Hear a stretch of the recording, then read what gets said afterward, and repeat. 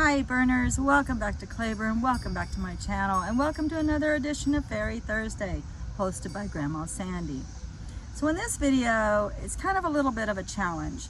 I'm going to try and put together a fairy garden that welcomes you right to my front step of my porch. I wanted something that was large, that held a lot of interest, and wasn't real expensive. So you know me, I like to recycle. So I'm going to turn the camera around and I'll show you the elements of this particular fairy garden, and then you and I are going to put them all together and see what we come up with. Alright, so as with all gardens, location, location, location, right? So hours of sunlight. Because I want this right in front of my porch, it's going to be considered partial sun, so it gets 4 to 6 hours of sunlight a day. I'm hoping that's enough, but it is a container. It's movable. If the plants don't look like they're doing fantastic, I can always move it around, I suppose. That's why I don't go to a gym. All right, so I found a container. It was just sitting behind my husband's shed. It had some pieces of something in it, and I moved them into something else, and then I'm going to use this container. It may not be beautiful, but the beautiful thing about this container is that I'm keeping it from a landfill. So we're definitely going to use this. I suppose if I really wanted to, I could get down and paint it, but nah.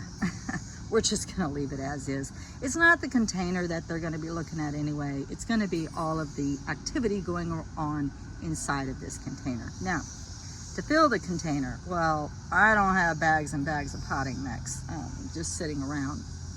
So, and I don't buy commercial compost anymore. You might want to do some research for yourselves, and it won't actually say on the label what's in your compost, but just be aware that there are products out there that are being sprayed on hay fields where the cattle graze that actually contains a herbicide, and sometimes bagged compost can actually harm your garden. So just be aware of that and do your own research, please. So what I did was I just filled it over halfway with some compost I had sitting around for the last 4 months. Mine is just straw and bunny poo.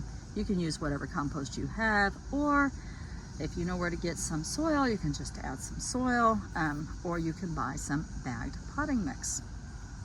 So soil sometimes is a little heavy to sit around in a container, so the potting mix is just mixed with vermiculite and things that keep it light and airy.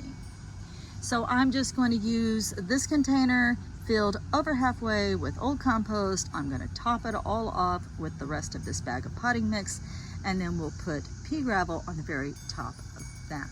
So that's all stuff I had sitting around. Of course, these are purchased, but I use them in other projects, and I'm going to finish them off in this project. Okay, now we're going to take a look at the plants I chose. So one of the main plants that I knew I wanted in this particular garden was something that I could just pop right out the door and use in my cooking. So I wanted an herb in the middle of this, and I chose thyme because look how precious thyme is when it's in bloom. That just screams fairy flower, doesn't it?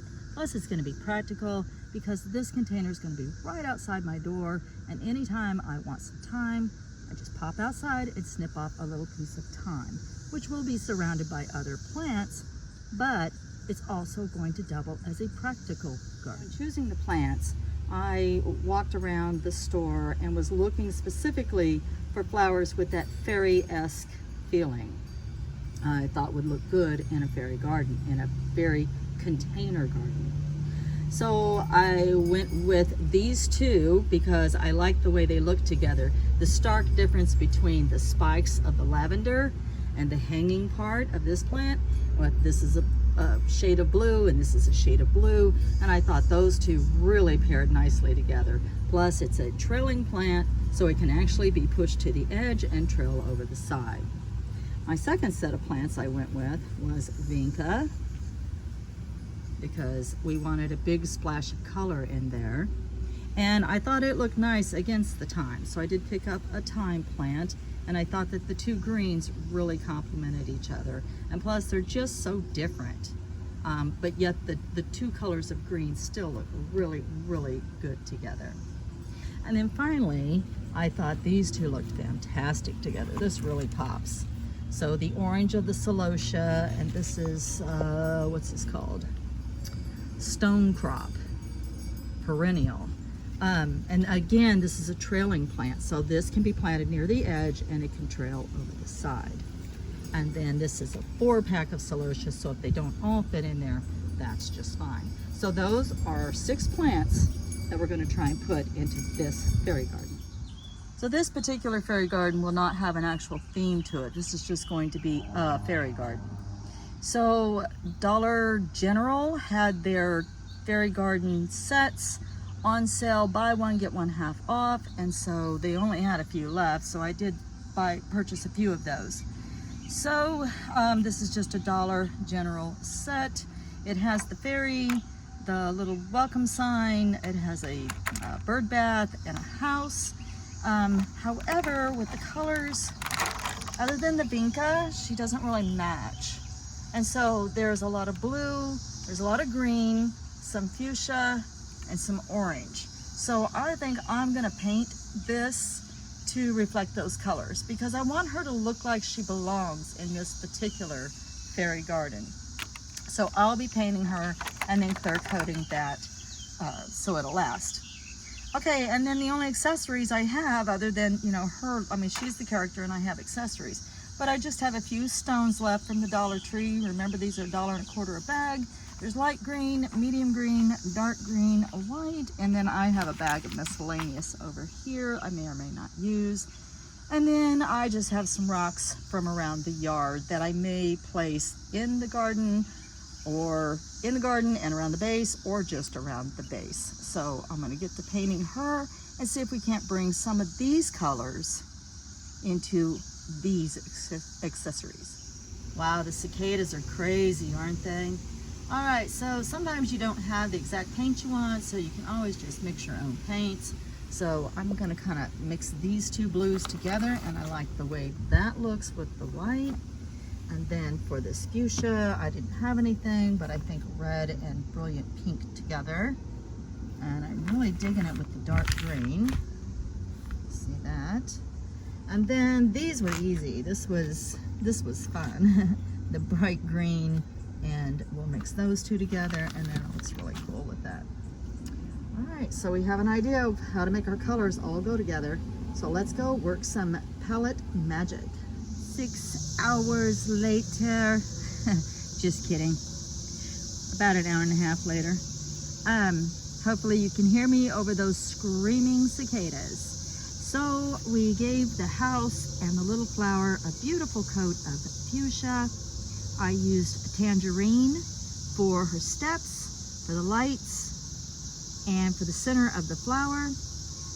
And I like to put a little bit of glitter sometimes on the steps, and this time I did the roof as well. I tried to bring out some of the lime green leaf detail with black. And then she is wearing a periwinkle blue dress. She now has lime green eyes, tangerine hair, and she's sitting on some lime green grass, and I gave her silver glistening wings. And then her little sign, the only thing I really changed was I changed it to lime green grass and a little blue flower with that same tangerine center. All right. Now, normally I like to plant the plants around the characters, but that's a pretty tight squeeze over there. So I think we're going to have to plant the plants and then tuck in the character and the accessories.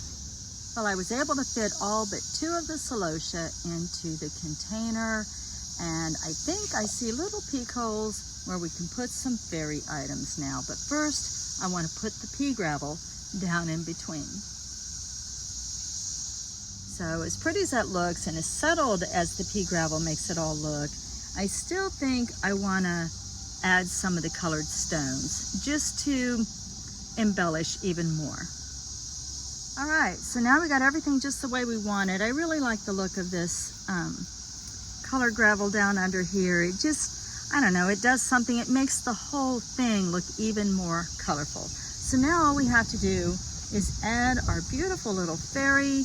And this time, like I said, we're gonna have to put the fairy and accessories in between everything else. And again, I kind of want it to raise up because when you're walking past it, I want to be able to see it.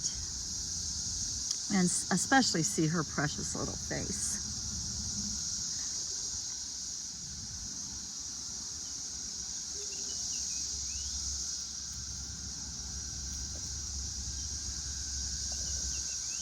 All right, what do you guys think?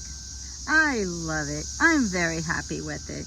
So I have these cool rocks that I think I'll put around the bottom of the container and make it look more like a part of the ground here. And I may even sprinkle some of the pea gravel down first and then put my big rocks down there. And then we had 2 celosia left over, and I have another project where these will fit in perfectly. Don't you love that color? Isn't that amazing? All right, I haven't named this beautiful little fairy with the periwinkle blue dress and the tangerine hair, green eyes, and silver wings, who lives in a fuchsia house with a blue door. If you all can think of a name for her, please put it in the comments, and we'll see if we can't name this beautiful little fairy. Thanks for watching the video, you guys. Don't forget, if you like this video, like it.